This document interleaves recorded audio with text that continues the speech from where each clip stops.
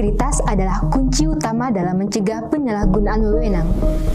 Berdasarkan kasus yang ada, kami akan menginvestigasi fraud yang biasanya melibatkan kerjasama antar individu dan penyalahgunaan wewenang struktural. Berdasarkan survei Association of Certified Fraud Examiners 2025 mengenai fraud, mempublikasikan data bahwa lebih dari 60% kasus dilakukan oleh 3 fraudster atau lebih. Eksekutif manajer level atas diketahui masuk ke dalam 5 unit paling beresiko terjadinya fraud dengan besar pesanan yaitu 14,29%. Selain itu, 11% kasus terjadi akibat hubungan yang terlalu dekat dengan vendor atau pelanggan.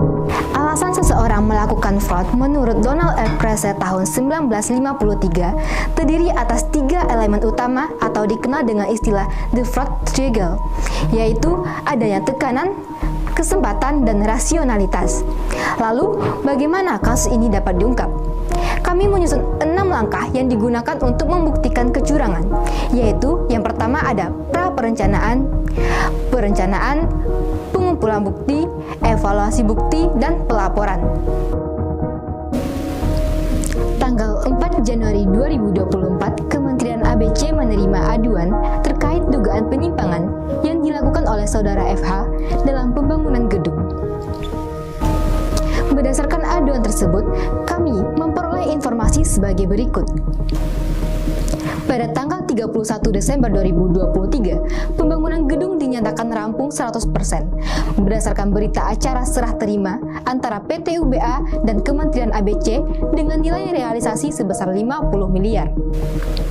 Selanjutnya, tanggal 22 Desember 2022, FH memberikan arahan kepada WI melalui pesan WhatsApp untuk membereskan agar PT UBA ditetapkan sebagai pemenang lelang. Lalu, apakah informasi tersebut merupakan fraud?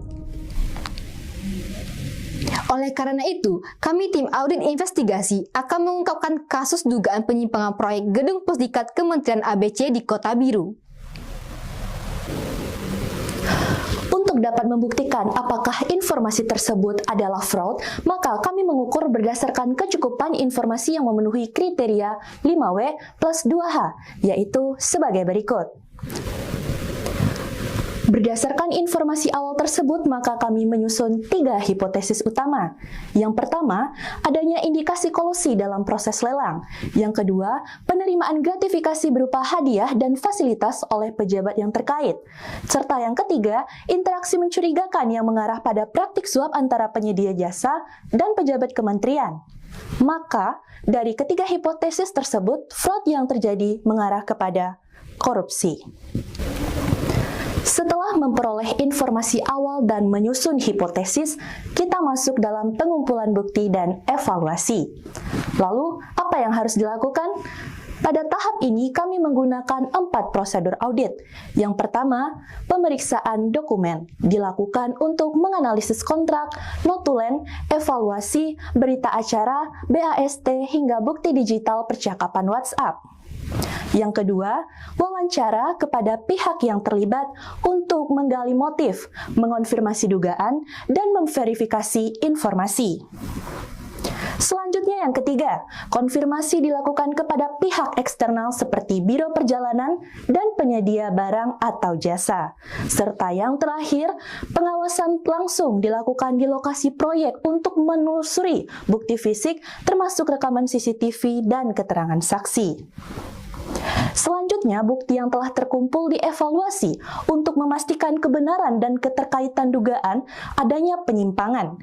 Hipotesis awal mengenai adanya kolusi, gratifikasi, dan suap pada pengadaan diperkuat dengan konsistensi antar bukti dan keterkaitan logis antara peristiwa satu dengan lainnya dalam kerangka waktu yang terstruktur. Menindaklanjuti dugaan penyimpangan dalam proyek proses pengadaan pembangunan gedung Pusdiklat di Kota Biru, hasil audit menemukan 3 temuan utama yang mengarah pada indikasi kecurangan yang serius. Temuan pertama, terkait tanggapan layar percakapan WhatsApp antara Saudara FH dan Saudara WI didapati adanya dugaan bahwa Saudara FH dan Saudara WI melakukan kerjasama rahasia yang mengarah pada kolusi dan pelanggaran terhadap PP nomor 294 tahun 2021 pasal 7 huruf B tentang disiplin pegawai negeri sipil. Prosedur audit dilakukan dengan mengumpulkan dokumen, pengadaan, dan wawancara. Temuan kedua, terkait hubungan antara Saudara FH dan Saudara UC didapati adanya dugaan bahwa Saudara FH menerima gratifikasi dan adanya indikasi kolusi dengan Saudara UC saat proyek pembangunan berlangsung dan penerimaan gratifikasi berupa parsel dan voucher umroh sebagai imbalan atas kemudahan dalam proses lelang.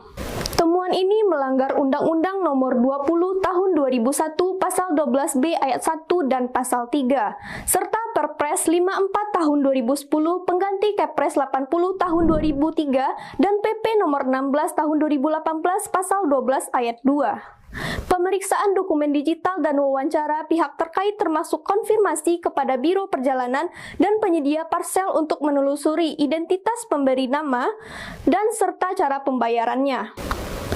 Temuan ketiga, penerimaan goodie bag warna merah muda oleh Saudara FH didapati adanya dugaan bahwa Saudara FH menerima suap berupa uang tunai yang diduga sebagai imbalan atas keputusan Saudara FH yang mengarahkan penunjukan PT UBA sebagai pemenang lelang proyek. Temuan ini melanggar Pasal 3 dan Pasal 18 Undang-Undang Nomor 31 Tahun 1999, Pasal 55 Ayat 1 KUHP, Pasal 65 KUHP. Observasi dilakukan di area parkir Mall Pondok Jaya dengan menelusuri rekaman CCTV dan keterangan saksi mata untuk memperkuat dugaan penerimaan suap. Nah, setelah temuan diperoleh, selanjutnya kami membuat laporan hasil audit rekomendasi. Berdasarkan laporan hasil audit investigatif, maka kami menyusun dan selanjutnya akan disampaikan kepada pihak-pihak terkait dengan struktur sebagai berikut. Judul laporan, Audit Investigatif atas dugaan penyimpangan proyek Gedung Pusdiklat Kementerian ABC di Kota Biro. Tujuan audit menelusuri dugaan penyimpangan yang melibatkan Saudara FH dalam proses pengadaan dan pelaksanaan proyek. Lingkup pemeriksaan, proses pengadaan, hubungan personal atau afiliasi antara pejabat kementerian dan kontraktor, serta bukti penerimaan hadiah atau gratifikasi. Metode audit yang kami lakukan yaitu pengumpulan dan pemeriksaan dokumen, wawancara pihak terkait, konfirmasi, dan pengawasan langsung.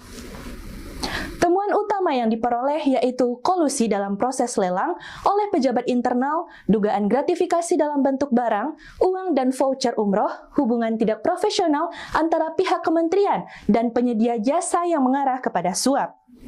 Untuk itu, kesimpulan audit yang diperoleh adalah telah terjadi pelanggaran prinsip integritas, independensi, dan transparansi dalam pengadaan barang dan jasa.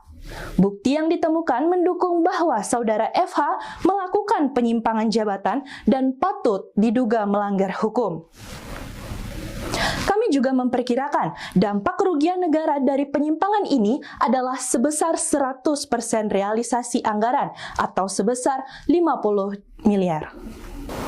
Atas kasus ini, kami memberikan 3 rekomendasi. Yang pertama, agar dugaan kolusi dan gratifikasi dilaporkan ke KPK dan PPATK, serta dilakukan pemeriksaan lebih lanjut terhadap Saudara FH sesuai Undang-Undang Tindak Pidana Korupsi dan PP Disiplin ASN. Tindakan hukum dan sanksi administrasi perlu segera diterapkan untuk memastikan akuntabilitas individu yang terlibat. Selanjutnya, rekomendasi yang kedua adalah melakukan audit ulang terhadap pekerjaan fisik dan keuangan proyek Pusdiklat guna menilai kesesuaian pekerjaan dengan kontrak dan menghitung potensi kerugian negara. Selanjutnya, rekomendasi ketiga, diperlukan pembenahan sistem pengadaan melalui digitalisasi proses lelang, pelaporan konflik kepentingan, serta meningkatkan peran APIP dalam pengawasan. Langkah ini penting untuk mencegah praktik manipulatif serupa di masa depan.